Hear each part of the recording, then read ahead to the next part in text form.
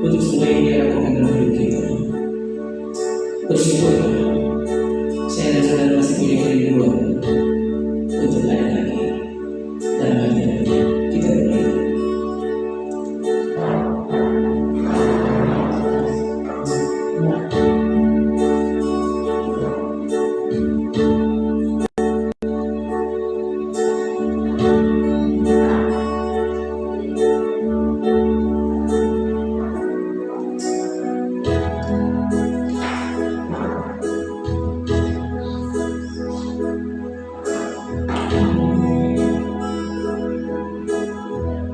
Tuhan yang ku rindukan, ya Tuhan, selalu berada di dekatmu.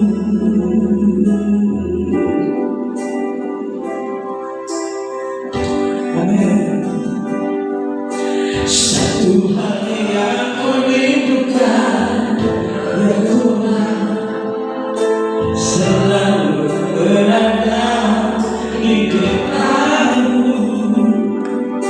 Dengan senang hati, dengan senang jiwa, ku berdiri di hadiratmu.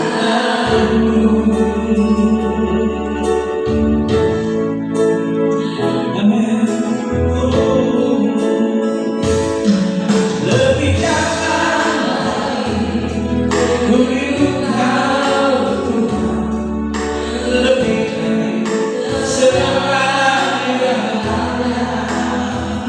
Oh, lebih dalam lagi, ku cinta Kau Yesus, ku mengasihimu.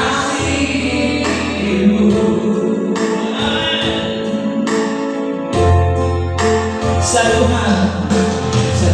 hal yang ku rindukan, ya Tuhan, oh selalu berada di dekatmu. Dengan senang hati, dengan senang jiwa, ku berdiri di hadiratmu.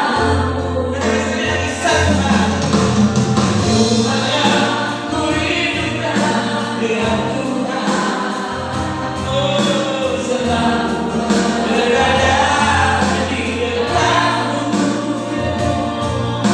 Dengan senang hati, dengan senang jiwa, ku berdiri di hadiratmu. Lebih dalam lagi, ku rindu Kau Tuhan, lebih dari segala yang ada. Oh, lebih dalam lagi, ku cinta Kau Yesus, ku mengasihimu.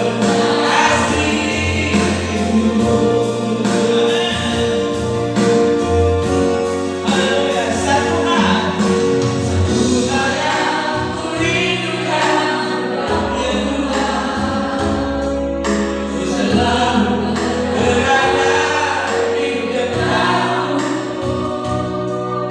Dengan senang hati, dengan senang jiwa, ku berdiri di hadiratmu. Ada satu hal yang ku rindukan, selalu berada di dekatmu. Dengan senang hati, dengan senang jiwa, ku berdiri di hadiratmu. Oh, lebih dalam lagi, ku rindu Kau Tuhan, lebih dari segala yang ada. Oh, lebih dalam lagi, ku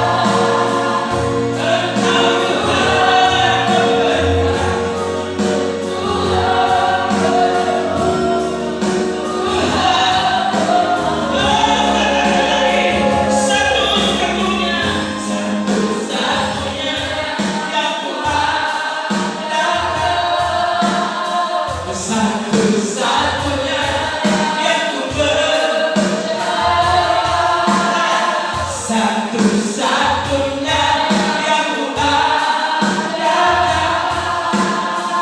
satu-satunya yang ku percaya, satu-satunya yang ku andalkan, satu-satunya yang ku percaya, satu-satunya yang ku andalkan, satu-satunya yang ku percaya.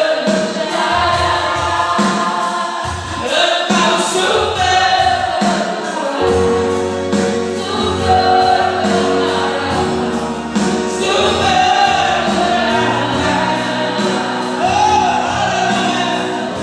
satu-satunya yang ku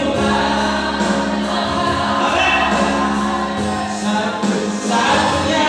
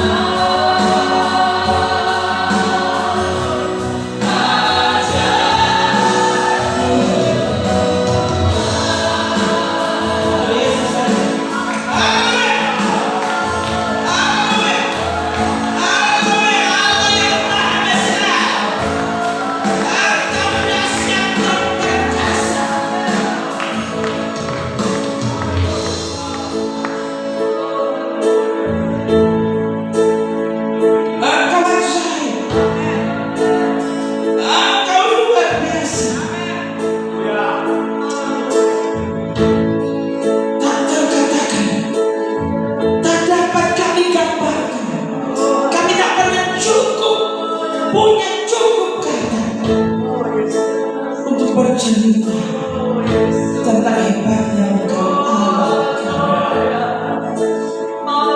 Lalu langkah ajaibnya kasih yang luar biasa itu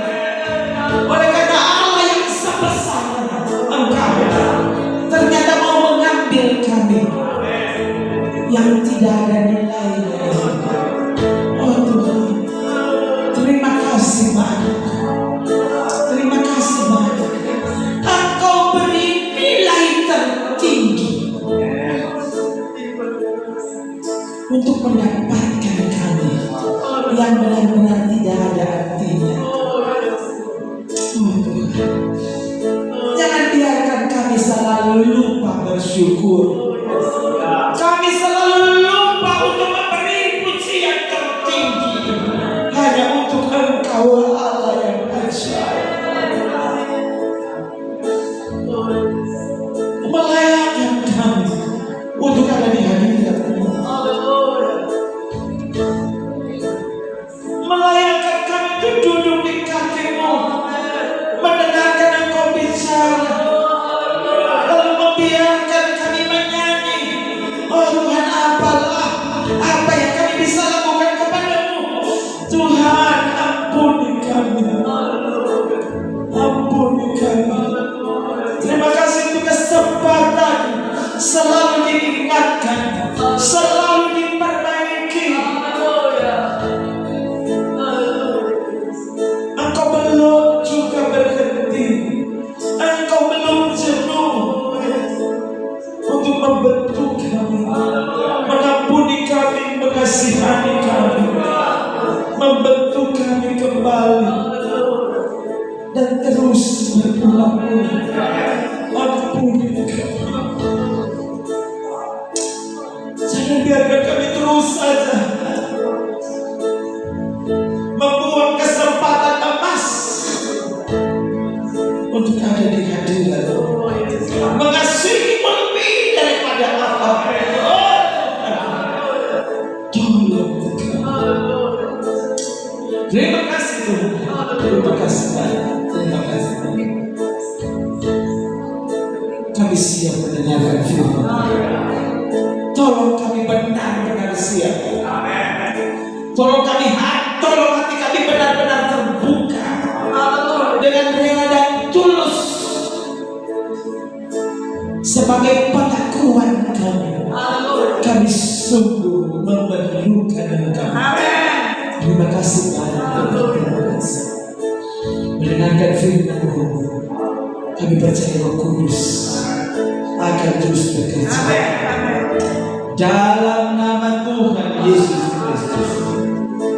Haleluya. Amin.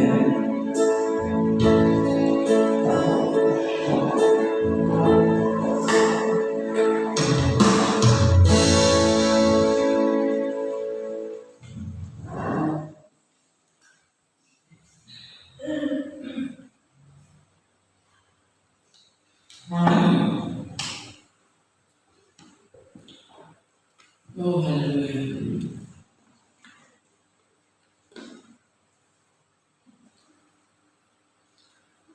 Tuhan datang dan memperkenalkan surga sebagai kerajaan.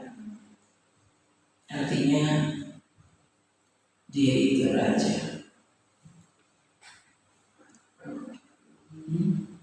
Tuhan tidak memperkenalkan surga itu sebagai republik.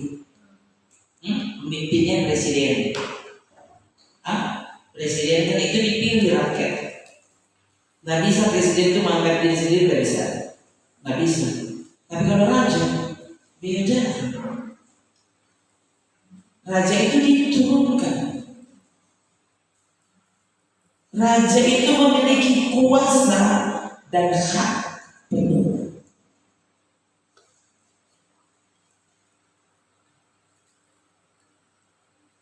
Nah, kalau bicara soal kerajaan, saudara pasti segera akan melihat harta dari kerajaan itu.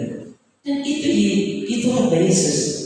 Saudara perhatikan Matius, Markus, Lukas, Yohanes, khotbah Yesus, dan dia selalu membicarakan kerajaan Allah dan mendapatkannya, mendapatkan surga, mendapatkan kebenaran sebagai harta. Kan Tuhan sangat tahu manusia yang Dia ciptakan itu seperti apa. Senang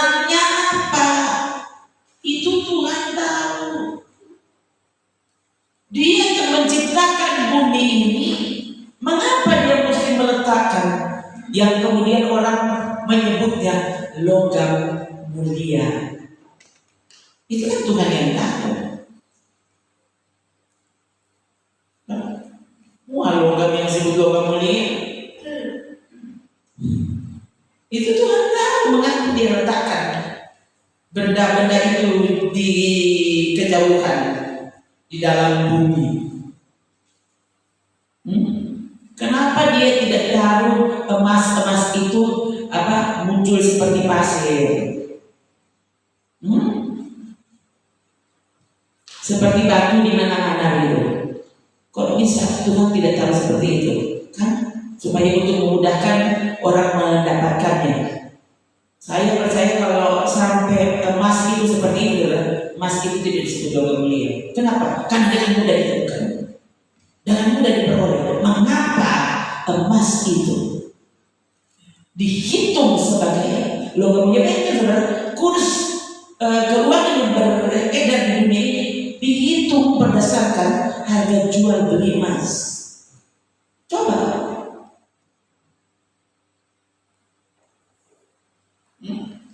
Jadi pergerakannya itu ditentukan dengan harga jual emas apa? Maka kurs di tempat itu ditentukan oleh itu. Gitu. Ya.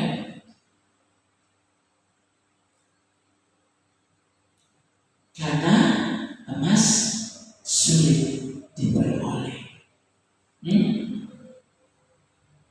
Orang mati-matian bekerja untuk mendapatkan emas, dan Tuhan mengumpamakan dirinya, kerajaannya, kebenarannya, usaha untuk memperoleh dia seperti usaha orang memperoleh emas.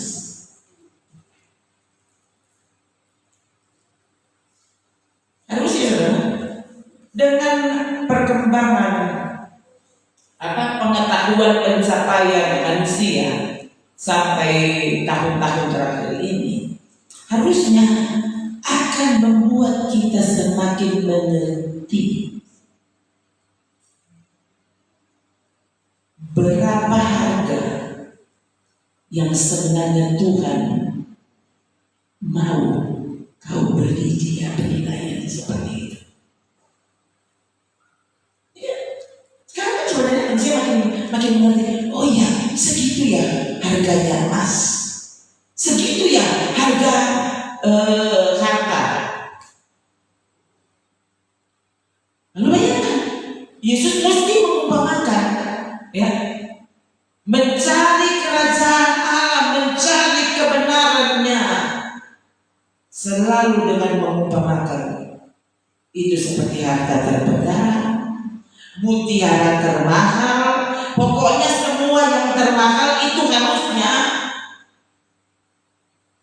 kita sebut untuk Tuhan. Itu menggambarkan tentang Dia. Dia tidak letakkan emas di mana, dia taruh di bawah bumi sana. Orang mau mencarinya, orang rela mati. Kayaknya saudara mesti masuk berapa dalam itu dalam tambang emas. Coba saudara, saya juga belum pernah sampai sana, cuma lihat saja, lihat video, lihat di Freeport sana. Waktu saudara lihat itu ke dalam ribuan kilometer ke dalam, Saya kan mesti melibatkan teknologi Amerika di Indonesia untuk mengelolanya. Coba, seandainya itu memang murah, nggak usah seperti itu. Dan sekali lagi, Tuhan mengambil itu menjadi perumpamaan tentang surga, tentang dirinya,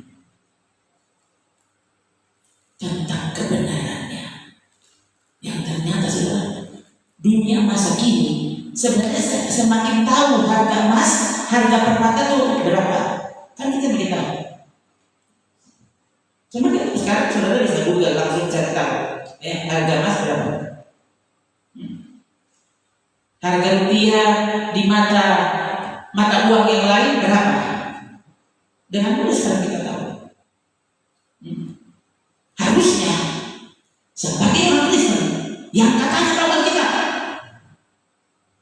yang katanya mengenal Tuhan, harusnya saudara sudah lebih tahu harga kerajaan Allah, harga kebenaran, harga dari Tuhan itu sendiri. Khotbah terakhir saya ingat kita baca bersama ayat itu, Amsal 23 ayat 23. Beli kebenaran dan jangan menjualnya. Mengapa? Karena cuma orang bodoh yang bisa menjual kebenaran Allah.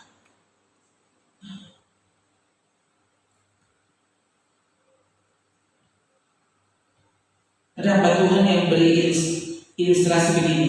Saya juga tertawa dan pikir-pikir, aduh, sebenarnya sih tepat ya. Dia bilang, coba Anda tawarkan kepada monyet satu balok emas dan satu pisang. Tebak monyet suka yang mana? Nah, itu orang Kristen masa kini. Dia cari pisang, dia membuat emas yang sesungguhnya. Justru mana-mana dan tidak suka waktu pendetanya tidak berdoa supaya dia dapat pisang. Kan ini bodoh kita ampun, saudara. Kan kita tidak mau. Apa saudara kasih? Masih berpikir dasar monyet. Dikasih emas, malah dia pisang. Padahal dengan mendapatkan emas, ya semua pisang diremukkan dia boleh beli. Semua di Sulawesi Utara. Dasar monyet, dia tidak tahu harga emas. Yesus bilang Matius 6 ayat 33, cari dulu kerajaan Allah. Nah, saja orang salah mengerti, ya. Padahal harusnya waktu saudara lihat ayat 33 ini, harusnya membuat kita tahu bahwa tidak ada yang sama nilainya dengan kerajaan Allah dan kebenarannya. Tidak ada. Ya. Tapi coba sekarang kalau saya bicara mereka kata saya gila, saya ekstrim, apalagi masa sih ibadah sampai seharga itu? Nah ini karena sebenarnya kamu tidak percaya surga itu ada. Kalau kau percaya surga itu ada, kau juga percaya surga itu meninggal. Kau percaya bahwa kita ini benar. Kau percaya bahwa Yesus itu adalah Tuhan. Nah, kalau Yesus itu adalah Tuhan, perkataannya adalah kebenaran.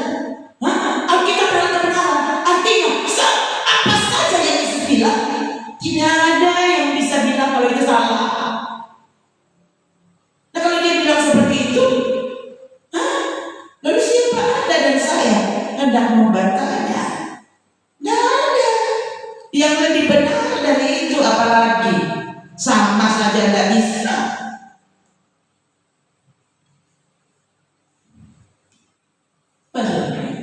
Kita rela menghabiskan waktu untuk sesuatu yang tidak ada gunanya. Cuma seharga pisang.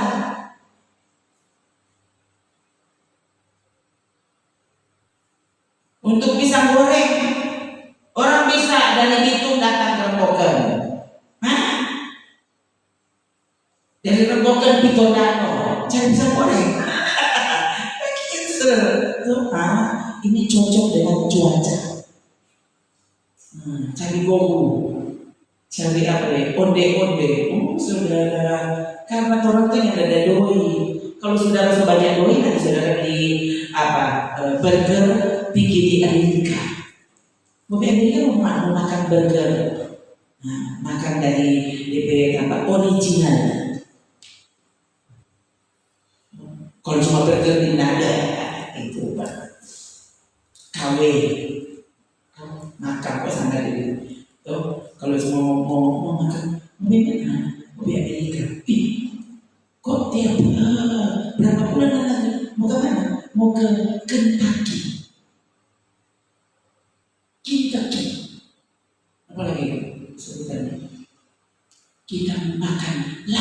sudah di tempatnya. Langsung bisa diajarkan. Ini karena banyak duitnya. Untuk makan ayam goreng saja orang bisa kemana? Nah, mau pindah kan mau apa? Mau ibadah? Hah? Udah so gila orang. Masa dari Jakarta mau pindah mau ibadah? Nah ini yang gila yang mana? Hah? Sementara kalau sekarang coba kalau saudara posting ini hari ada di Manado, ya. Sebentar malam tema malam ada di Singapura. Mau dinner di Singapura. Orang bisa gini, wow, keren. Jangan lupa bawa oleh-oleh. Nah, ada yang bilang itu orang gila. Tapi dari Singapura datang di Manado mau dengarkan khotbah, mau cari kebenaran, orang bilang itu orang gila.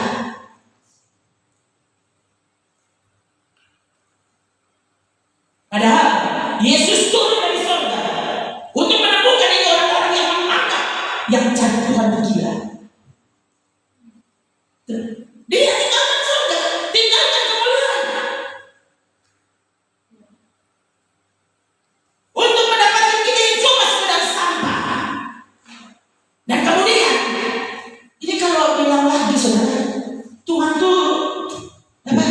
Sudah buang-buang waktu. Ngapain ambil sampah-sampah seperti ini? Yang kemudian tidak menghargai karya Tuhan itu. Kemudian setelah menebus kita, membuat sekarang kita bernilai, mulai ada nilai, semakin ada nilai, semakin kita meremehkan Tuhan, meremehkan pertemuan dengannya, meremehkan memuji Dia. Saudara pikir ini yang gila yang sama?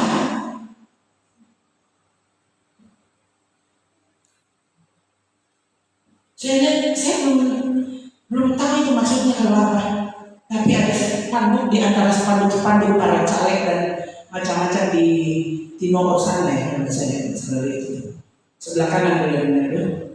Saya sampai sudah 2 kali, 3 kali saya karena tidak baca apa aja itu maksud. Ya sudah waktu balik sampai situ kita coba lihat. Oh, ya mereka bilang gini, kami bangga jaga monyet. Nggak tahu, belum tahu itu kalau maksudnya itu apa di situ. Nggak tahu tapi jelas kami bangga jaga monyet. Lalu di situ sebenarnya diletakkan di antara itu spanduk para caleg yang cantik-cantik dan ganteng-ganteng. Di situ mereka tulis kami bangga jaga monyet.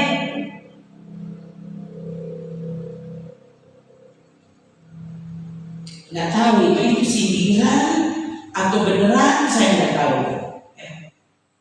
Masalahnya cuma itu kan tulisan yang besar yang saya bisa baca dari kejauhan. Kami juga tidak sengaja berhenti untuk baca itu apa isinya, enggak. Saya cuma baca itu. Oh, maksudnya apa ya? Jadi di situ adanya juga cuma gambar monyet, bukan gambar penjaganya. Cuma gambar monyetnya saudara. Kami bangga jaga monyet. Oh, maksudnya.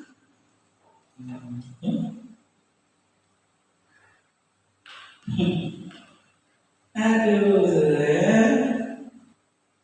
saudara pikir saudara pintar sekali, jago sekali, apalagi sekali. Pokoknya, padahal orang lain kali monyet lebih bagus.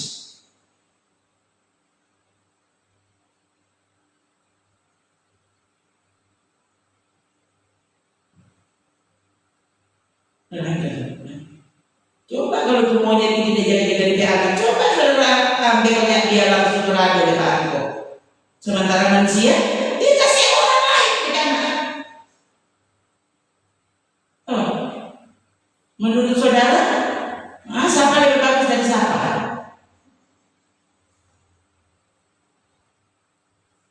Tidak pernah ada pendidikan khusus, ya ayam kasih makan beda anak nanya, cocok. Tapi ayam waktu dia bertelur, ya, dia mengeram telurnya, ya saudara dulu tuh orang masih kecil-kecil tuh tahu, ya. Itu ayam seperti apa saudara? Dok, ya.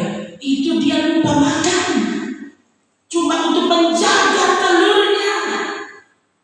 Ayam sampai ada ayam suruh puasa, cocan. Tapi ayam puasa supaya nanti telurnya cukup mendapatkan panas, sehingga pada waktu tertentu, waktu yang tepat, telur itu menetas dan tidak ada yang mati. Itu ayam yang tidak sekolah,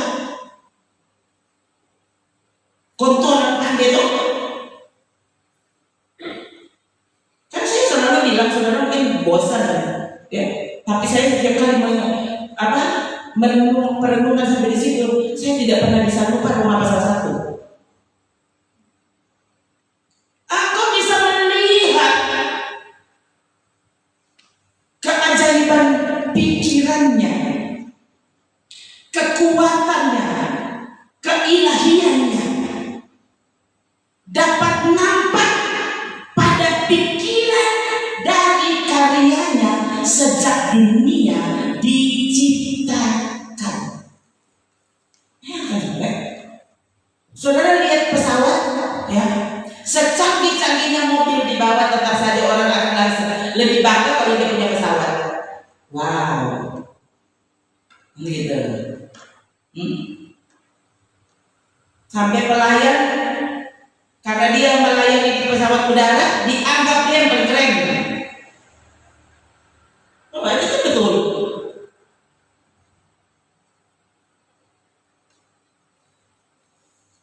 Mesti cantik, tidak boleh sembarangan. Mau diterima jadi pramugari kan gitu. Mereka memangnya ngapain di atas? Karena kita menganggap pesawat itu keren, tiketnya mahal. Nggak ada tiket pesawat 100.000. Nggak ada, pasti pesawat dari kertas, nggak bisa terbang. Nggak ada yang protes. Tiket pesawat semahal itu nggak ada yang protes. Dianggap layak saja, worth it. Gitu kan? Sementara ternyata, ya, ide dari pencipta, pembuat pesawat terbang pertama, itu dia dapat ide dari mana? Dari burung yang terbang. Itu bukan tiba-tiba manusia berpikir bagaimana menerbangkan besi. Dari dulu saya belajar IPA, yang bisa melayang itu cuma benda ringan.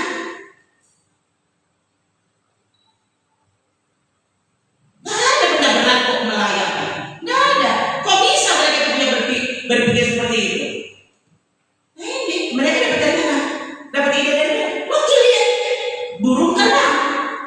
Nah, pembuat pesawat terbang pertama itu kakak adik. Ya, saya lupa namanya, tapi saya tahu itu kakak adik. Itu mendapatkan ide dari melihat burung terbang. Burung terbang sih menciptakan. Makanya yang meremehkan Tuhan. Semua yang kau pikir canggih di dunia ini, sebenarnya manusia mencontoh dari Tuhan, dari apa yang dia lihat, hasil perbuatan Tuhan. Coba peralatan rumah sakit yang canggih itu muncul dari mana? Dari mereka mulai mempelajari anatomi tubuh manusia. Begitu. Coba, lalu saudara bilang dokter itu pintar, alat ini. Nah, dia tahu dari mana? Apa yang memicu dia untuk belajar? Lu manusia masa kini kok malah semakin berkembang pengetahuan, semakin Tuhan mereka injak. Nah, sudahlah, kalau mereka di luar sana yang menginjak-injak Tuhan dan kebenarannya, sudahlah kita maklum. Tapi jangan sebut kau ini Kristen dan katanya mengenal Tuhan, percaya Yesus itu Tuhan, murid Yesus apa lagi? Kau merendahkan kerajaan Allah, kau merendahkan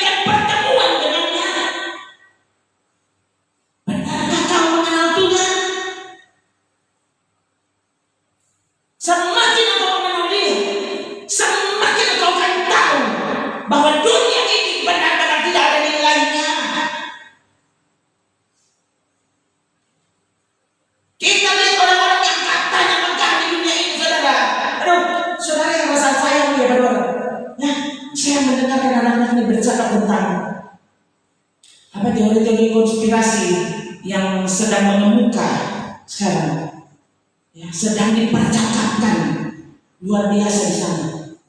Aduh saudara, saya begini, sekejam itukah manusia? Dan mereka bukan tidak bersekolah, saudara. Semakin pintar pengetahuan, semakin pintar mereka untuk menyembunyikan kejahatan. Jangan main-main, jangan coba menyebut mereka jahat.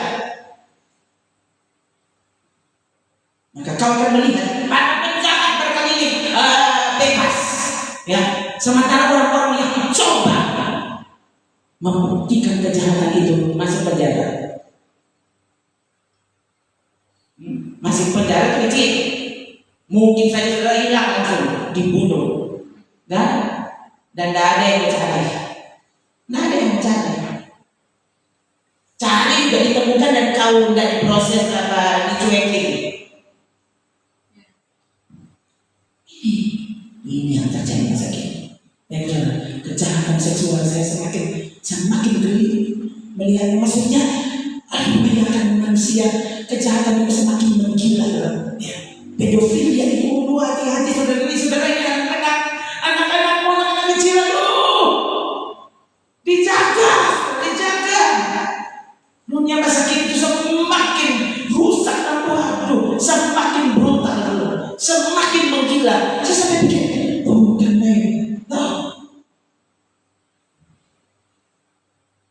Karena meremehkan Tuhan, meremehkan kebenaran Allah, sampai sudah jadi buruk dari binatang. Justru mereka dianggap mulia, dielu-elukan. Semua orang bermimpi jadi seperti mereka. Coba apa ini? Coba. Waktu itu saya pernah membaca dan tidak baca Mazmur 49. Kali ini harus baca. 11 dan 21. Coba itu yang sama Nabi. 11 atau 12.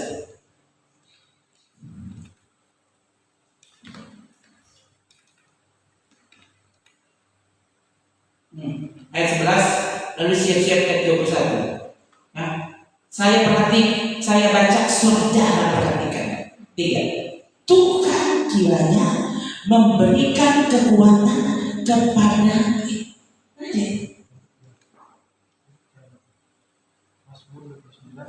49 saya.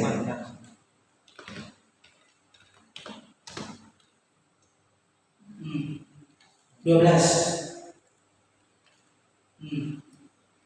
Tetapi dengan segala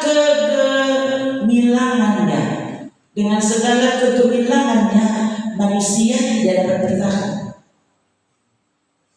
Ia boleh disamakan dengan hewan yang dibinasakan.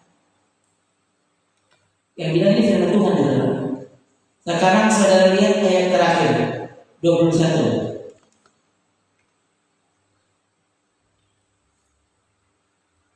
Ayat 20.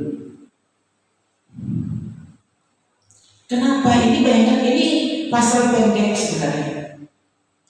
Cuma 21 ayat Mazmur 49. Tapi dengan 2 ayat yang sama bunyinya. Manusia yang dengan segala kegemilangannya tidak mempunyai pengertian. Boleh disamakan. Perhatikan kata boleh disamakan, boleh disejajarkan, boleh diidentikan dengan hewan yang lahir untuk dibinasakan dan tidak apa-apa. Tuhan tidak akan menghukummu hanya karena saudara makan ayam. Aduh dia tiap hari dia makan ayam, tiap hari dia memburu ayam. Nggak ada di sini hukumannya orang yang membunuh binatang terus dia mati. Kecuali kalau saudara bunuh binatang tetangga, dia kan bukan hakmu. Kalau binatang itu kamu yang pelihara, sudah tuh dipotong bikin rica-rica berbagai akan lepas poni. Begitu kan nggak berdosa. Jangan ambil yang nggak punya. Itu makanya ada berdoa, yang bersyukur. Itu ada namanya dosa. Tak hormat Tuhan. Itu.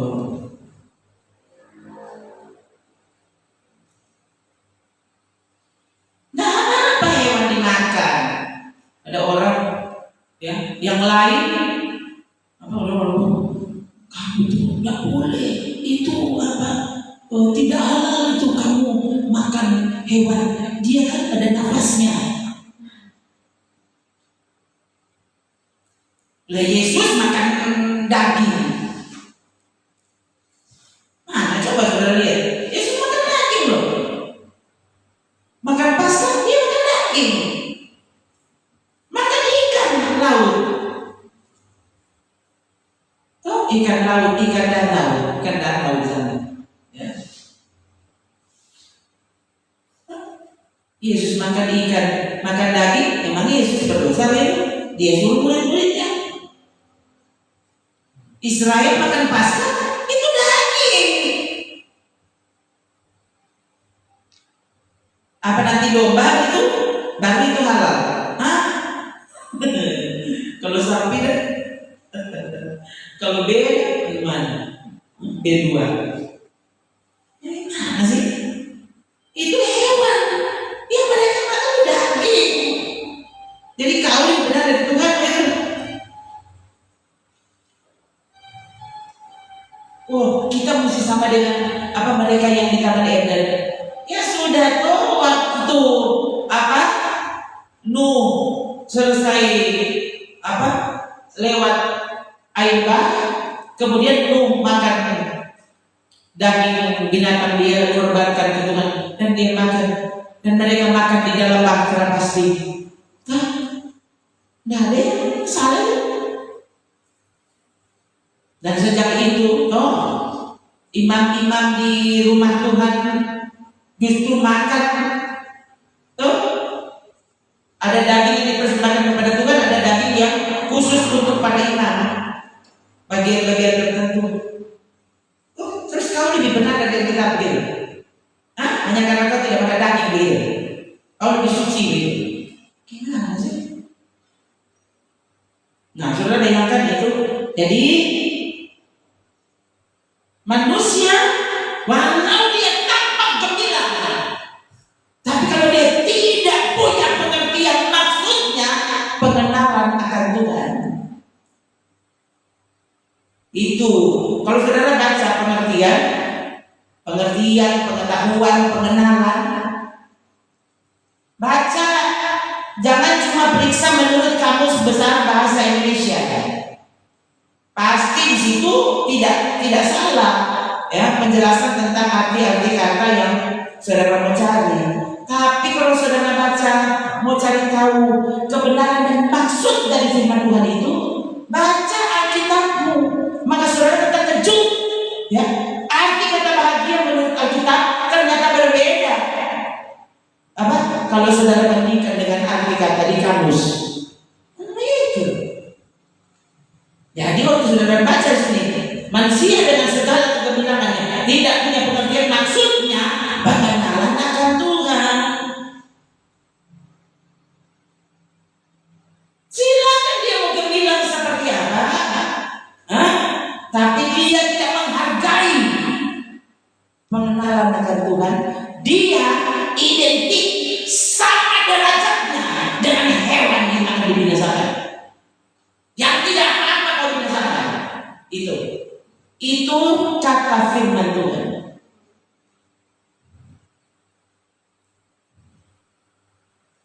Dan orang yang selalu bersalahan dan bertentangan dengan firman Tuhan selalu tersinggung.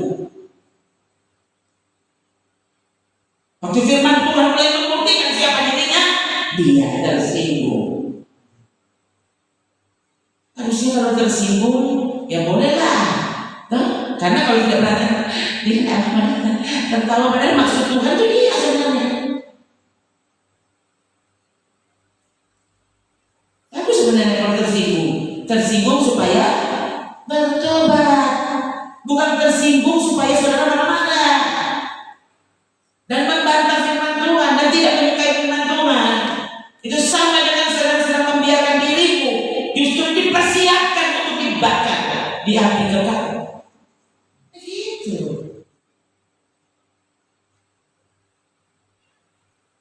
Entah ada yang bilang, oh di surga nanti ada juga hewan-hewan di surga. Sudahlah, saya tidak peduli dengan itu. Pokoknya nanti yang saya rindu adalah nanti saya di sana bertemu Tuhan. Udah toh, mau ada hewan apa di sana sudah tidak peduli. Kalau Tuhan punya keputusan seperti itu, apa saja yang dia izinkan masuk itu pasti paling tepat. Tidak pernah ada yang salah dengan itu. Tapi yang jelas Tuhan tidak pernah bilang di sini jaga baik-baik kopi kuda dan dia kasih aku masuk surga. Masa cuma anak masuk surga? Tidak ada ya. Tuhan tidak bilang doakan ayahmu supaya ayahmu bertobat ke masuk surga. Tidak ada cerita, tidak ada catatan. Itu kalau Alkitab. Ya, kalau saya tidak bahas buku lain, kalau buku lain membenarkannya sudah itu kan buku lain. Mungkin mereka punya surga sendiri. Kalau saya sih yakin cuma satu surga. Yang lain mau boleh saya punya ini juga surga ya terserah. Tapi buku-buku bilang cuma itu Tuhan, cuma Dia yang menciptakan langit dan bumi, Dia yang menciptakan manusia, ya, dan Dia yang meletakkan surga dan neraka. Ya, jadi kalau masih ada orang yang klaim, oh Tuhan memang cuma mau dia ada surga, terserah. Gitu. Yang jelas kalau tanya kita surga cuma satu, karena Tuhan cuma satu.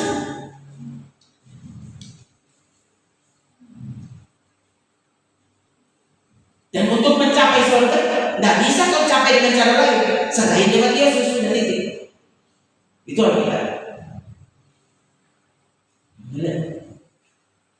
Nah, saudara mau bercita-cita mau setinggi, lebih tinggi dari bintang, tidak usah setinggi bintang, lebih tinggi dari bintang. Lihat, waktu kamu tidak punya pengenalan akan Tuhan, waktu saudara tidak punya pengenalan akan Tuhan, maksudnya kau tidak menghargai Tuhan. Orang itu yang tahu Tuhan, dia pasti akan menghargai Tuhan. Nah mungkin tidak. Saudara mungkin bisa nyata menghargai misalnya, wah ini ada apa? Kunci kepala perusahaan terbesar gitu. Tapi saudara tidak tahu, misalnya dia pakai baju biasa juga. Saudara pikir, saudara misalnya sederajat aja dengan dia juga maksudnya tidak sombong begitu biasa aja. Saudara karena belum tahu, saudara, kamu dia, oh Tuhan, dia ternyata bos perusahaan yang sasa di Amerika. Oh saudara, bayangkan nih, Tuhari dia mau duduk, dia bilang, jangan dulu sendiri loh, lalu satu pilih, kamu suka makan apa? Nanti saudara ini tahu dia siapa. Saudara ini tahu dia punya tuh misalnya pabrik beras, ya, yang saudara beli itu dia punya. Dia punya tuh doi yang saudara pikir saudara punya di dompetmu. Nah kalau kita tahu, ibu langsung bilang salah. Bila perlu kirim surat permohonan maaf. Karena baru tahu.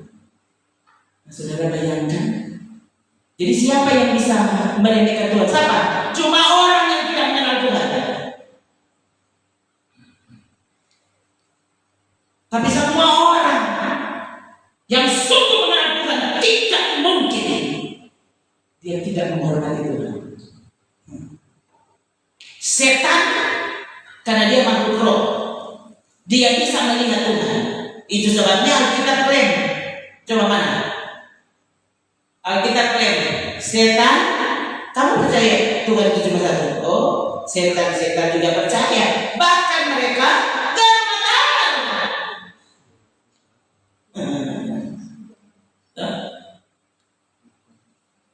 Orang yang takut Tuhan siapa? Tuhan tak kebanyakan hal. Kau tidak tahu Tuhan itu dalam kemuliaan seperti apa. Maka kau ingin meremehkan dia. Saudara pikir uang 10 juta lebih bernilai daripada mendapatkan Tuhan, mendapatkan kesempatan untuk mendengarkan dia berbicara. Saudara lupa perpanjangan nafas hari ini, itu karena Tuhan yang supply. Soalnya dong. Harusnya kan takut. Lewat kalau makan 2 hari sudah mati. Jadi kita sudah berapa kali kalau jadi minum air, belum mati sampai sekarang. Coba takut dan menghormati Tuhan harusnya.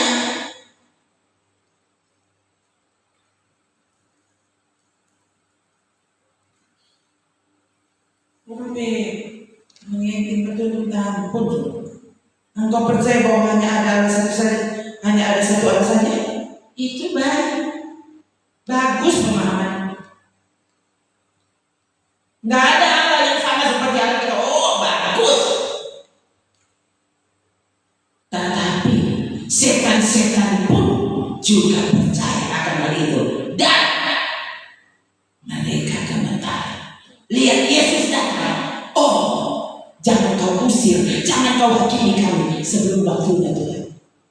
Sementara orang Kristen, bagaimana yang kau berada Tuhan di hari? Di mana? Di ibadah. Orang dulu 5 tahun lalu jangan begitu. Oh, ini kan anak baru. Oh, ini loh. Orang sudah tahu untuk Tuhan. Orang biar bapak ini pasti masuk surga. Pasti masuk surga. Dan belum lama ini dengar ada pendeta yang bercerita tentang jemaat yang datang kepadanya dan bilang, Pak Pendeta, sebelum saya berhenti saya mau bilang dulu ke pendeta. Maksudnya apa? Iya, saya sudah mau berhenti datang ibadah. Oh iya, maksud saya sudah bosan Pak Pendeta. Ini ibu ini saya kasih Tuhan. Saya sudah bosan Pak Pendeta. Bosan apa? Saya bosan lagunya, jenis ibadahnya. Pun banyak Pak Pendeta. Ya saya terus terang saja Pak Pendeta. Oh, kan mau dalam hidup ini tidak usahlah kita yakin. Jujur-jujurlah, apa adanya. Saya bilang aja ke Pak Pendeta, saya sudah bosan. Pak Pendeta juga banyak kan dari Alkitab. Yang bicarakan Yesus saja, kebenarannya, kekudusannya, keinginannya, kehendaknya. Saya bosan. Oh begitu ya, pendeta bilang. Jadi ibu maunya apa? Nah pendetanya juga bagus. Itu bukan pendeta Rona. Saya soalnya, oh mau keluar, mesti saya doakan supaya kamu baik-baik di jalan. Tapi ini Pak pendetanya bagus sekali. Oh, ya, ibu maunya apa? Kalau saya sih tidak tanya. Kalau maunya apa? Kalau pendeta itu kan harus tanya. Ibu maunya apa sebenarnya? Kalau ibu bosan dengan kegiatan gereja, ibu maunya apa kalau begitu? Dia bilang saya maunya kalau datang ke gereja itu ya damai-damai. Karena Injil kan kata damai, Yesus Raja damai. Jadi janganlah menyinggung perasaan.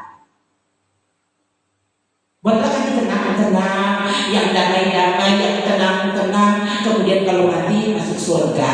Nah itu yang saya suka Pak Pendeta. Saya yakin pasti ibu itu bukan cuma satu di bumi ini. Dia mewakili suara mayoritas. Semua orang gereja setuju. Bukan ada yang lain bukan cuma setuju, 10. Kalau setuju kan cuma 7, ya 10 tambah 3.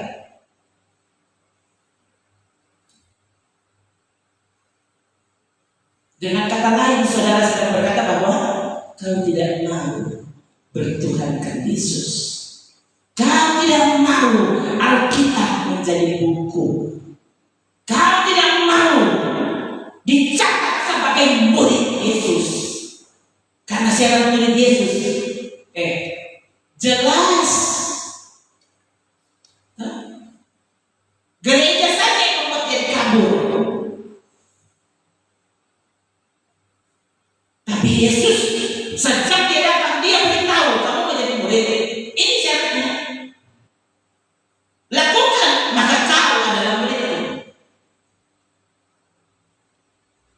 Tidak bersedia, sangkal diri, tidak bersedia. Figur salib, ya kamu bukan murid.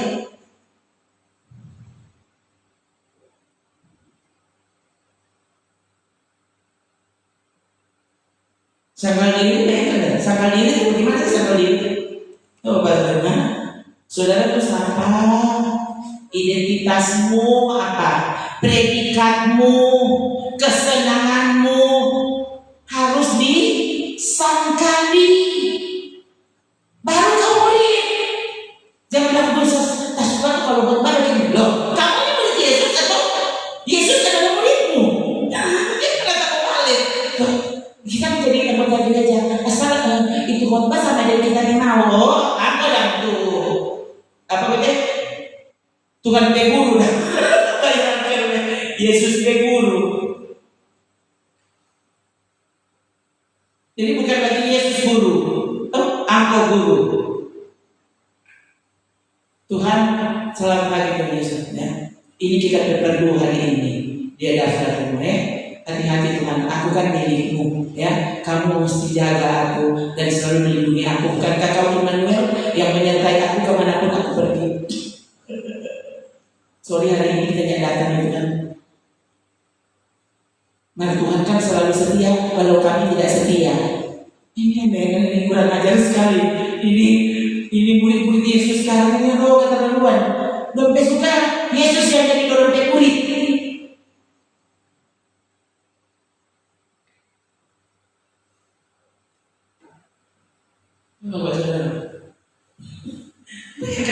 Barang siapa tidak memikul salibnya lalu mengikut aku, soal lalu kita pikul salib, masa dia mau mengikuti?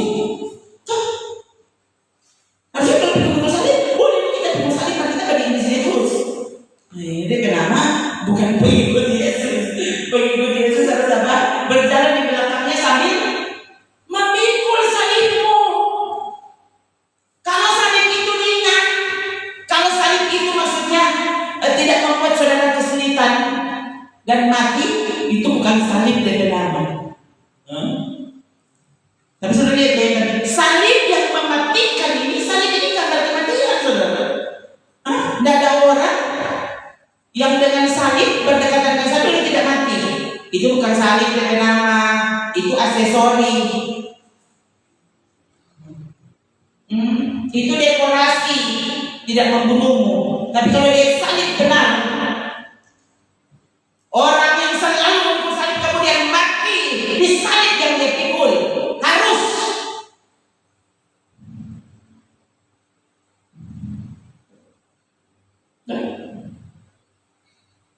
Jadi orang yang pikul salib sambil ikut Yesus, itu maksudnya apa? Itu deklarasi kematian. Itu murid Yesus. Kau mesti mati terhadap dunia ini, mati terhadap dirimu, mati terhadap keinginanmu, mati terhadap pikiran. Menurut saya, kapan saudara menurut Tuhan? Itu namanya kau pengikut Yesus. Selama itu masih menurut saya. Ya, ini ayat itu bilang gitu, tapi kan menurut saya, ini sudah tidak manusiawi, ini egois, ini tidak masuk akal, ini gimana sih manusia dengan segala kegemilangannya, tidak mengerti tentang Tuhan. Kau tidak lebih dari segala hewan yang pasti dibinasakan. Yang tidak apa-apa, kau mati tidak apa-apa.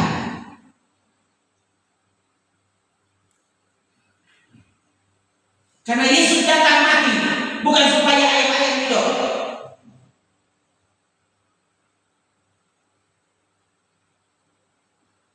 Bukan. Yesus datang, saya ulang-ulang berdoa. Yesus datang, Israel itu sementara miskin. Mereka dalam penjajahan Roma, saudara. Yesus dari sebabnya saudara, mereka kan punya pemahaman Mesias datang lalu membuat mereka ini menjadi masyarakat adil dan makmur. Begitu kan?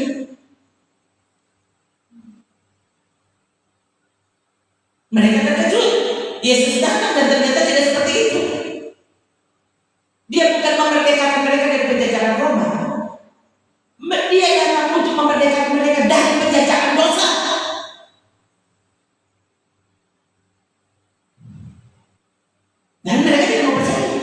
kepada Mesias seperti itu. Yesus datang ini dulu, Yesus datang secara langsung. Dan Yesus tidak membebaskan mereka dari penjajahan mereka. Mereka itu terjaga saudara sampai uang. Kalau saudara baca ya, kisah Israel waktu itu menyedihkan. Semua dikatakan kepada Roma. Roma yang atur semuanya. Yesus sudah ada di situ. Bahkan kemudian raja itu kemudian dibunuh. Coba. Inilah kekristenan. Datanglah kerajaanmu supaya jadilah kehendakmu. Tapi sekarang terbalik. Orang bilang, loh, kan di surga ada kemiskinan. Di surga tidak ada penyakit. Jadi kalau datanglah kerajaanmu artinya di surga tidak ada penyakit, tidak ada kematian, tidak ada miskin. Jadi itu maksudnya. Mana buktikan kepada saya, buktikan. Baca kisah para rasul dan saudara akan tahu. Mereka menghadapi maksud dan tujuan Yesus dan bumi. Baca sejarahnya. Daripada saudara baca sejarah di luar Alkitab, coba baca. Ini tidak mungkin kau dibohongi. Baca dengan lengkap dan kau akan temukan maksud Yesus itu apa, maksud kebenaran apa, maksud kerajaan Allah apa, maksud dia datang untuk memerdekakanmu itu apa.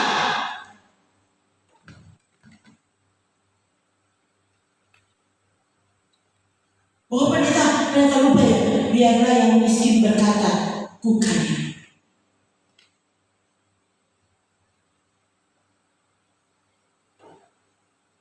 Saya bilang ke saudara, waktu membahas tentang upah orang mengikuti Yesus, Petrus yang lebih dulu tanya, Guru, semua kami sudah tinggalkan. Kalau itu syarat mengikut engkau, meninggalkan segala sesuatu, karena kami sudah meninggalkan sesuatu, orang dapat apa? Coba saudara, mana dia?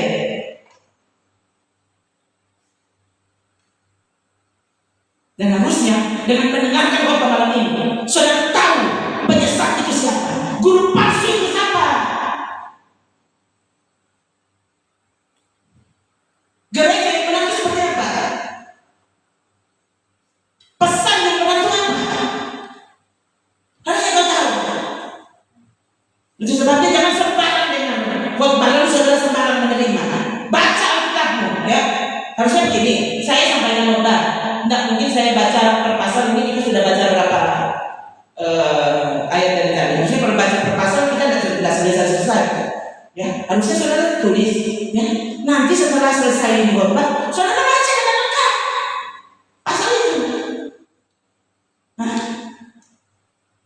nanti saudara buktikan ini khotbah yang saya sampaikan ini apa seperti pikiran yang seharusnya dibahas, ya, pikiran yang seharusnya muncul dari ayat itu, atau saya sedang membicarakan pikiran saya. Gitu kan? Itu harusnya saudara untuk menemukan kebenaran yang sejati. Ya, ingat orang-orang Yahudi di Tesalonika, ya, lebih baik hatinya daripada orang-orang Yahudi di orang-orang Yahudi di Berea lebih baik hatinya daripada orang-orang Yahudi di Tesalonika. Kenapa? Karena mereka yang di Berea setiap hari membaca, meneliti untuk menemukan dalam Alkitab apakah benar demikian. Nah itu bukan mereka lebih kaya, mereka lebih baik, bukan lebih kaya ya. Jangan ukur orang tuh lebih baik karena dia kaya, bukan. Saya baca dulu ini, upah mengikut Yesus. Coba kalau itu dari ayat 26 deh, 25.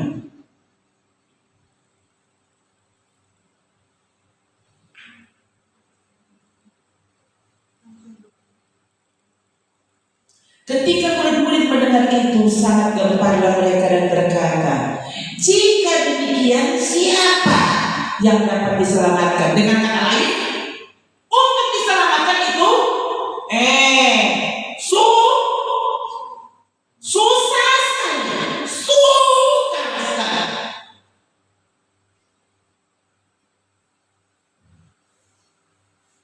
orang sekarang pandang ini, simpel-simpel saja.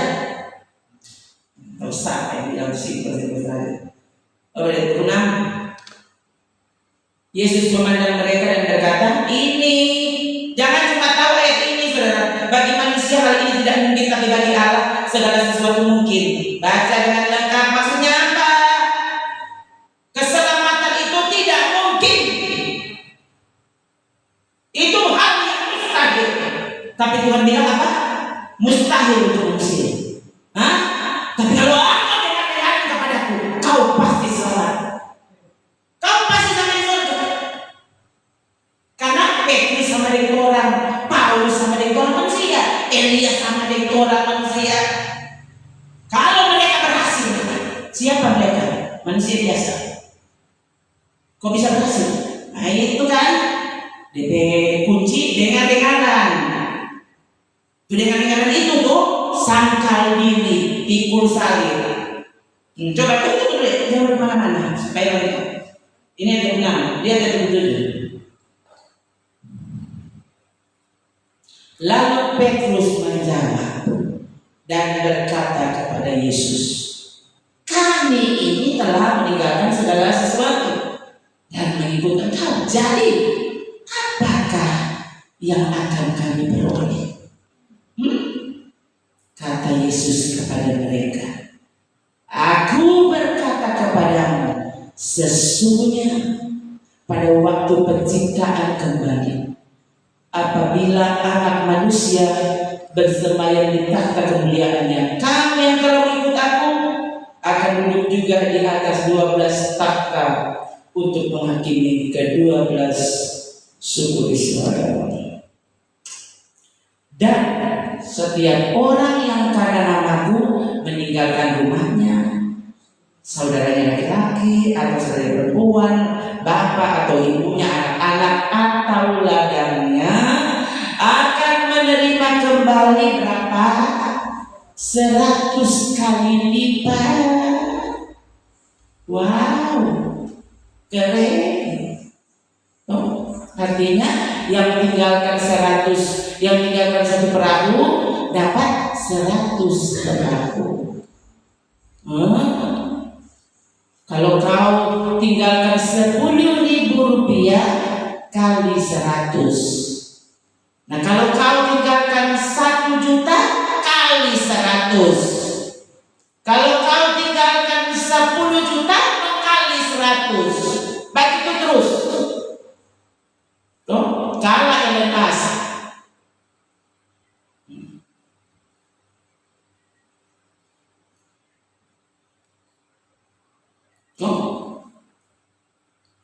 Apakah ini pembesaran gereja yang sudah berhasil ini? Coba baca, siapa orang terkaya dunia? Siapa? Bukan pendeta. Apakah Tuhan sudah gagal untuk itu? Kenapa bukan anak-anak Tuhan yang tercatat 100 orang terkaya di dunia? Wih, 1 dari BPS, dari GBI, dari mana? Semua bodoh memang kuat. Memang terbukti Alkitab. Atau gimana saudara? 100 kali lipat ini yang bilang Yesus, saudara. Dia punya semua harta di bumi ini. Kok tidak seperti itu? Hah? Sementara anak Tuhan yang mencari kerja, banyak terima. Kok gimana? Saudara, kasihan, usaha kecilnya berhasil. Boro-boro jadi besar. Adanya juga bangkrut. Katanya mengasihi Tuhan, mengikut Tuhan, yang kaya, yang miskin jadi kaya. Kasihan. Itu Yesus berjanji langsung kepada Petrus.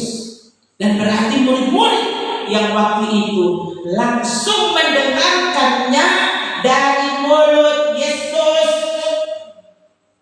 Sejarah gereja mencatat apa? Gereja mula-mula dapat sayang. Mereka bahkan apa? Beribadah di dalam kubur-kubur.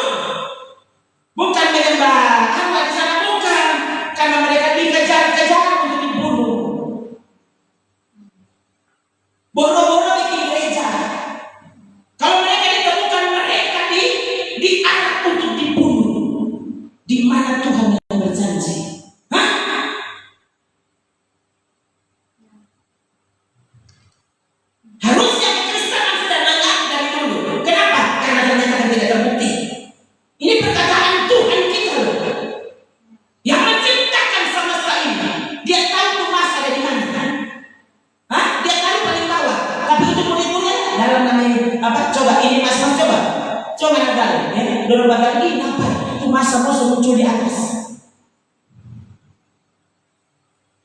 Begitu? Jangan begitu. Sejarah mencatat, baca di sejarah, kisah Rasul. Di Petrus ya, kalau dia Petrus.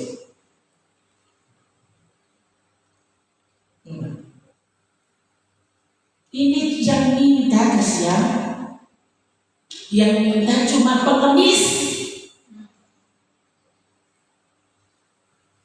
Pengemis, aku kasih 5.000 saja senang sekali dia. Dia nggak minta 100.000, pengemis kata gua. Kasih 2.000 dia senang. Sedang kasih 100 rupiah dia suka.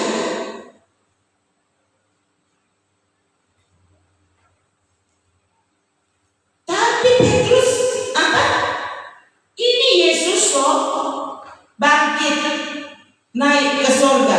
Harusnya semua janjinya langsung dinikmati oleh murid-murid. Orang kata mau bikin gereja. Hah? Dari mana biaya penginjilan? Hah? Untuk menyebarluaskan Injil? Dari mana kalau itu?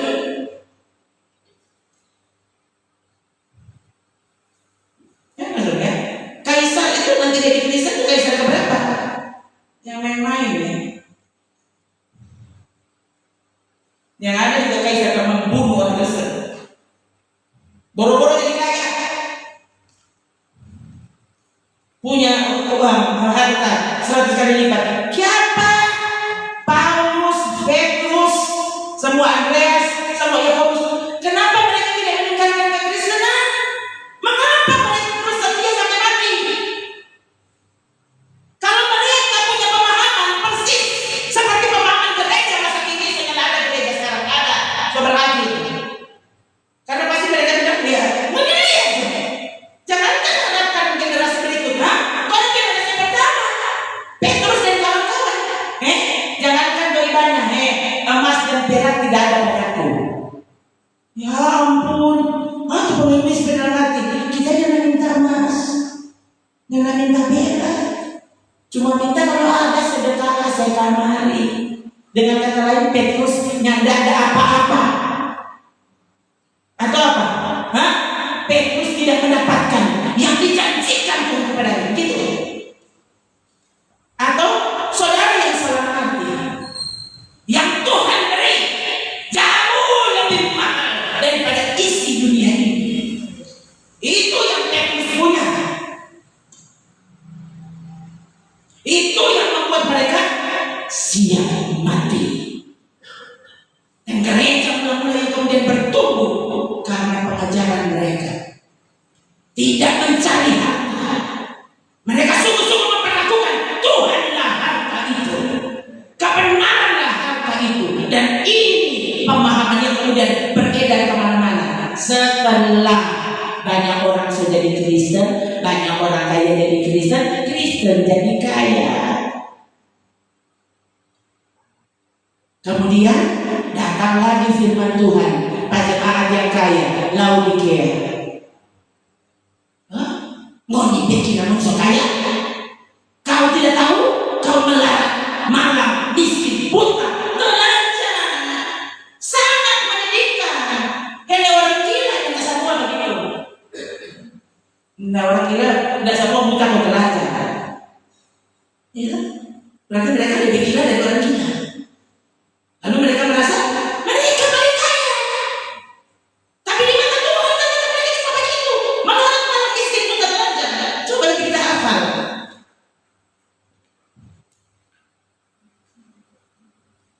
Siapa Tuhan tidak bilang? Tuhan tidak mungkin membayangkan akhirnya nanti Moni ada apa sama waktu kita ada janji. Moni jemaat percontohan. Itu lain yang sekaya Moni kan yang Moni sekaya sekali. Enggak tuh. Tuhan melarang. Saya tidak bilang kalau Tuhan benci ke orang kaya. Banyak orang kaya yang mencintai Tuhan. Ya, malah kali orang miskin, ya kita kalau miskin kita jadi Tuhan paling sayang. Nggak ada juga catatan begitu. Ya, orang miskin Tuhan sayang sekali. Karena ada saatnya ternyata dia miskin justru karena dia ini mau dengan Tuhan. So miskin pahlawan lagi.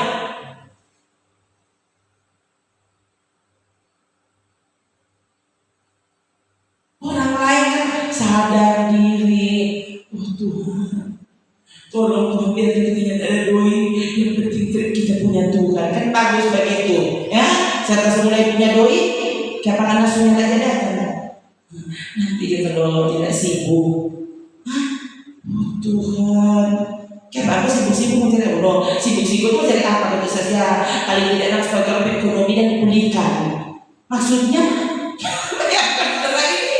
pemahaman macam ini, ekonomi dipulihkan, kesehatan dipulihkan, cari tabung dari mana?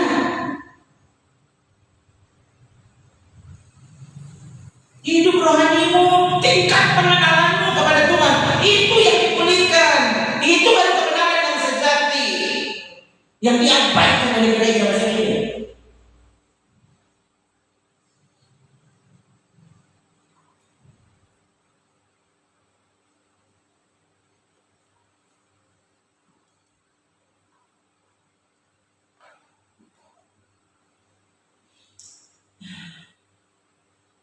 Sebentar lagi Tuhan datang. Benarkah kita memiliki kekayaan surga? Orang yang kaya surgawi dengan hal-hal surgawi, dia akan semakin mengenal Tuhan. Nah, orang yang semakin mengenal Tuhan semakin mengasihi Tuhan, semakin ingin terus ada di dekat Tuhan.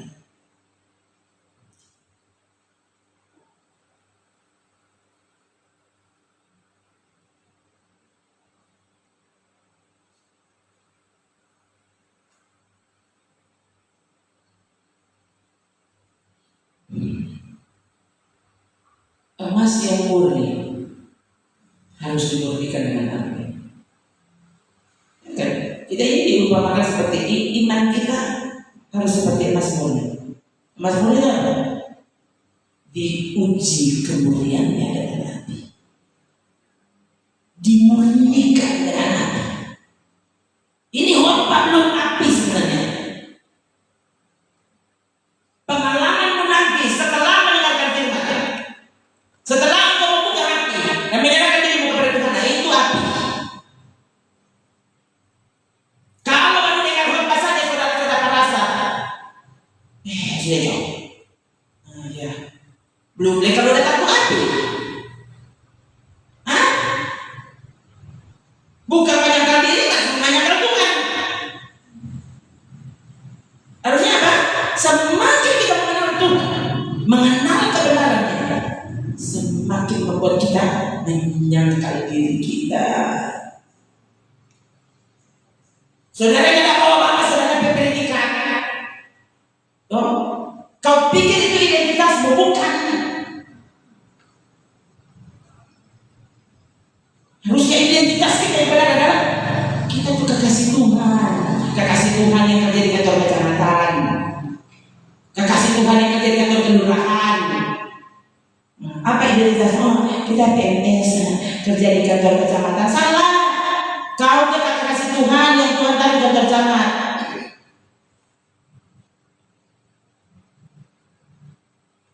Kekasih Tuhan kerja di toko. Begitu, bukan apa identitasmu kerja di toko. Salah. Maka yang penting bukan kerja toko, yang penting kekasih Tuhan. Maka kau akan siap mengabaikan yang lain untuk mendapatkan kebenaran, untuk menyenangkan hati Tuhan. Itu baru betul, saudara. Saya dengar dari tempat-tempat tertentu, orang-orang pun mengasihi Tuhan itu luar biasa. Mereka yang di Korea misalnya, saya dengar mereka, ya tidak tahu kalau sekarang seperti apa, tapi itu tahun-tahun tertentu dulu yang saya sering dengar, mereka bilang orang Korea itu kalau sudah hari Senin mereka sudah sedih. Kenapa? Karena masih lama hari Minggu. Gimana? Kalau tahu udah sedih, Untung hari Senin. Hari Senin itu apa?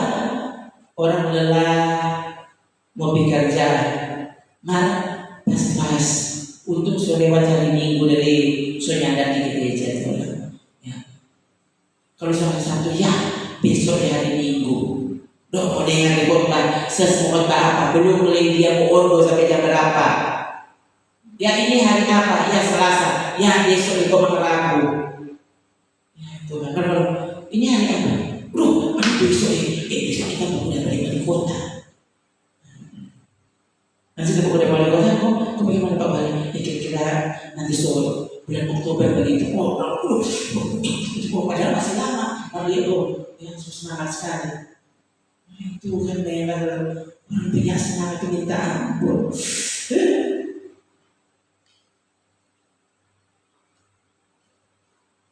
Coba enak.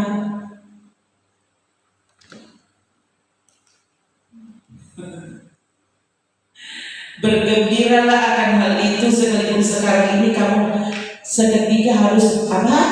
Ini kabar baik toh? Ini kabar baik atau kabar apa?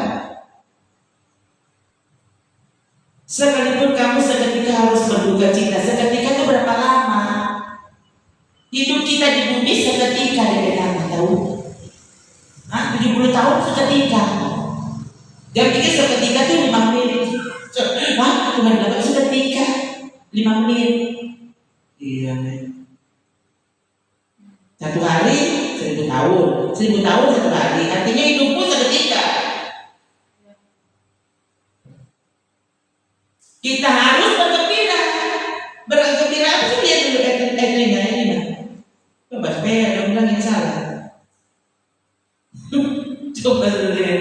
Ini pemahaman yang saudara nanti baca dengan lengkap dan kau akan terkejut. Saya baca dulu. Terpujilah Allah dan Bapa Tuhan kita Yesus Kristus yang karena rahmat-Nya yang besar telah melahirkan kita kembali oleh kebangkitan Yesus Kristus dari antara orang mati kepada suatu hidup yang penuh pengharapan. Untuk menerima apa? Ini yang harus kita jadi bahagia. Untuk menerima, kita ini memiliki suatu pengharapan untuk menerima suatu bagian apa? Yang tidak dapat binasa, yang tidak dapat cemar, yang tidak dapat layu. Kalau tidak dapat binasa, tidak dapat cemar, tidak dapat layu, menurut saudara ini apa? Doi. Coba pikir lagi. Baru yang pertama tidak dapat binasa, doi tidak dapat binasa. Tidak dapat cemar, tidak dapat layu. Pantas yang kalimat berikut apa? Yang tersimpan di surga bagi kamu. Nah, untuk ini lihat yang lima,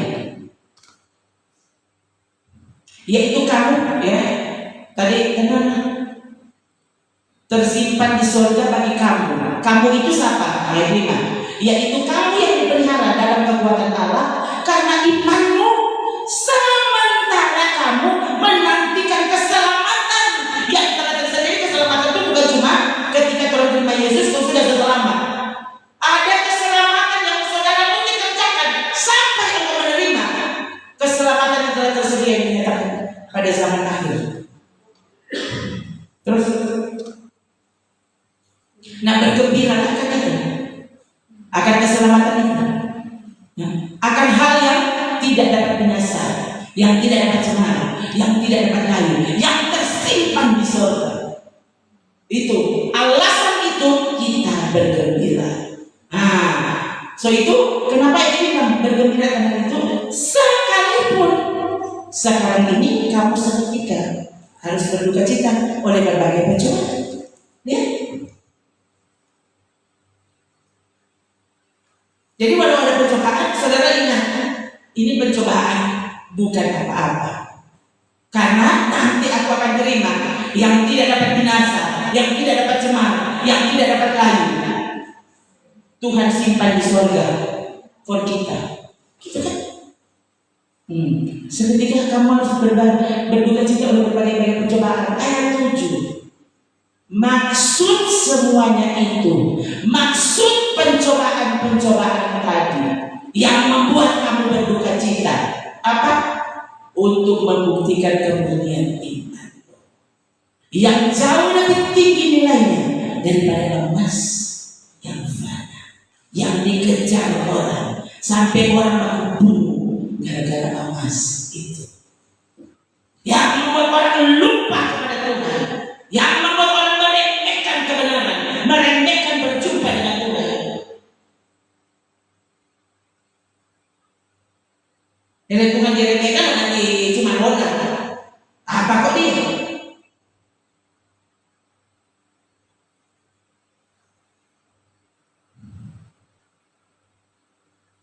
Iman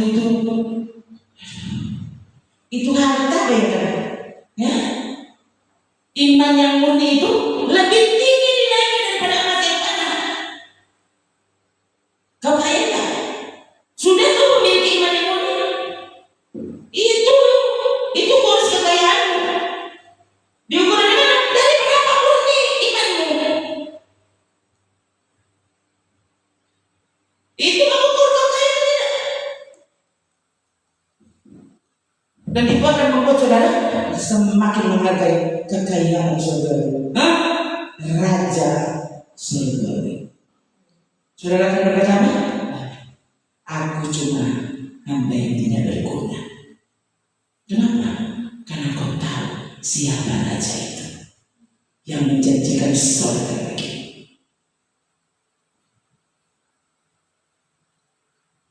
Emas yang fana diuji kemuliaannya dengan api, sehingga kamu memperoleh puji-pujian dan kemuliaan dan kehormatan pada hari Yesus Kristus menyatakan dirinya.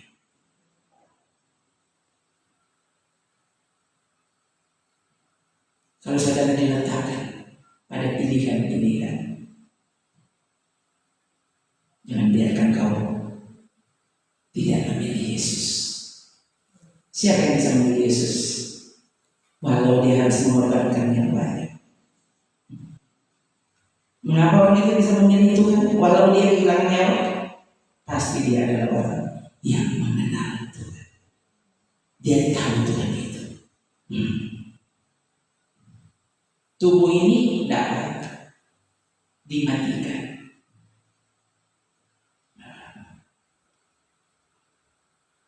Petrus tidak menuntut. Aneh. Petrus tidak menuntut, tapi gereja masa kini menuntutnya. Mari terang-terang, ini cuma berjanji 100 kali lipat. Harusnya malu. Petrus yang mendengarkan secara langsung, tapi lihat ini tulisan Petrus. Menurut saudara, dia tidak menemukan, dia tidak mendapatkan kegenapan janji. Kau salah. Kenapa? Karena saudara salah menilai Tuhan dan kebenarannya, salah menilai surga dan kebenaran yang murni. Lalu saudara masih klaim kau memiliki iman, sadar dan bertobat. Sebelum akhirnya kau mati sebagai orang yang melarat, malang, miskin, buta dan telanjang. Sadari keadaan dan jangan lagi berduka cuma karena tidak ada doa. Berduka karena sakit, berduka Tuhan mau kasih baik, meremehkan Tuhan kamu. Kau tidak tahu, ya, justru penyakit dosamu itu yang mengerikan.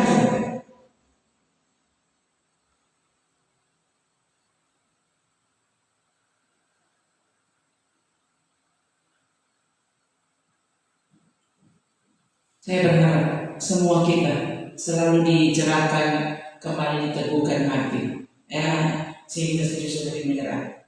Tuhan, murnikan aku, murnikan imanku, murnikan ketaatanku. Kalau aku menyanyi, aku tidak berharap dapat ini dan itu, ya. Kalau aku taat, aku bukan berharap ini dan itu. Nah, aku cuma mau menyenangkan hati Tuhan. Titik. Tuhan, ya, kematianmu harusnya lebih dari cukup bagiku. Biar saya kasih apa-apa Tuhan. Tidak apa-apa. Aku sekarang ada di hatimu dan engkau ada di hatiku. Itu lebih dari cukup. Nah, gitu. Mari kita berdiri. Oh, haleluya. Buka hatimu. biar dia sungguh-sungguh mendapatkan jawaban terutama di hati.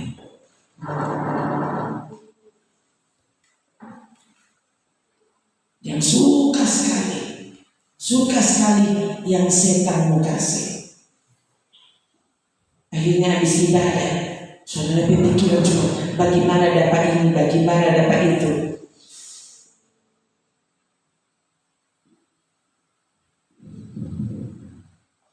Kapan saudara akan berhenti dan mencari apa yang fana?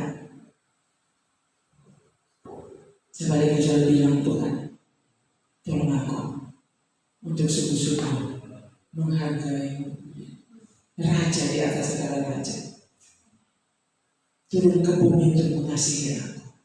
Sampai hari ini ternyata aku menyakiti hatimu, dan masih saja aku diampuni, masih saja aku diberi kesempatan untuk menyadari keadaanku. Aku bersyukur. Terima kasih Tuhan Yesus. Terima kasih untuk segalanya. Menyerahkan umatmu, menyerahkan hidup kami tanpa kecuali. Kalau engkau tidak mengasihi kami, tentu engkau juga akan berhenti untuk berbicara seperti ini. Tapi lihatlah betapa ajaib kasih-Mu pada kami. Tolong kami menghargai kesempatan yang masih Engkau beri. Tolong kami menghargai kepanjang sabaran-Mu, menantikan perubahan kami, menantikan perubahan cara kami berpikir, cara kami memandang-Mu, cara kami memperlakukan Engkau di hidup ini. Oh Tuhan, jangan biarkan tanpa kami sadar ternyata kebenaran-Mu justru ada pada urutan kesekian dalam hidup kami. Dan selalu saja yang nomor satu itu adalah diri kami, keinginan kami, pikiran kami, cita-cita kami, keberhasilan duniawi kami. Oh Tuhan, ampunilah kami. Tolong kami untuk terus tampil sebagai kekasih yang sungguh-sungguh berkenan di hati Tuhan. Karena yang kami rindukan cuma bagaimana menyenangkan hati-Mu Tuhan.